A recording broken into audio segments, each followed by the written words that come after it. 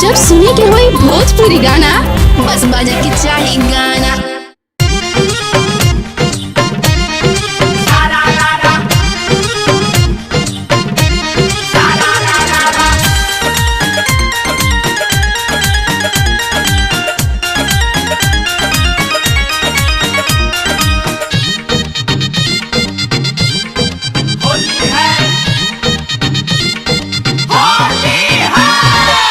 रंग खेले खाती बोलैली पड़ोसी ए बबुआ कहली भटार नइखे के रंग घोसी। रंग खेले खाती बोलैली पड़ोसी कहली भटार नइखे के रंग घोसी। रहली अकेले घर में ढुक गई हो, रहली घर में ढुकी गईली हम डाले लगनी उता झुकी गईली। डाले लगले उता झुकी गईली, इता डाले लगले उता झुकी गईली। आजा हली पड़ोसी ने केहू नहीं के दोस्त, आजा हली पड़ोसी ने केहू नहीं के दोस्त। ए फागुन में मिजाज हरियर हो गई बाबू, लुट्टा हो।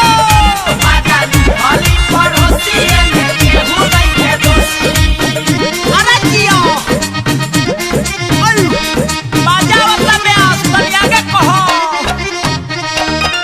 लाल पियर रंगला हो लेके अच्छा अच्छा, लेके अच्छा अच्छा, लेके अच्छा अच्छा। आगे लगावत रहनी घूमी गईली पाछा, घूमी गईली पाछा हो, घूमी गईली पाछा। लाल पियर रंगला हो लेके अच्छा अच्छा, आगे लगावत रही घूमी गईली पाछा। धैनी त जगह है परुकी गईली ये हो, धैनी त जगह है परुकी गईली।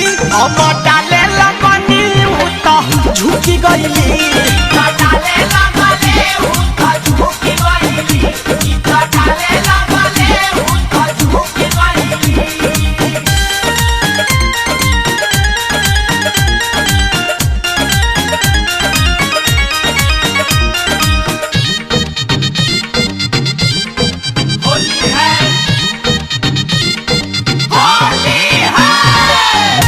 दिन बुझाइल कि का होला फगुआ, का होला फगुआ हो, का होला फगुआ। कहली कि गोलू हो लगबो तू लगुआ, लगबो तू लगुआ हो, लगबो तू लगुआ। ओह दिन बुझाइल कि का होला फगुआ, कहली कि गोलू हो लगबो तू लगुआ। देखी बिशुनपुरी के चिहुकी गईली ये हो, देखी बिशुनपुरी के चिहुकी गईली। हम डाले लगनी उता झुकी गईली, डाले लगले उता झुकी गईली, इता डाले लगले उता झुकी गईली। तय में ढेर मजा के कराई।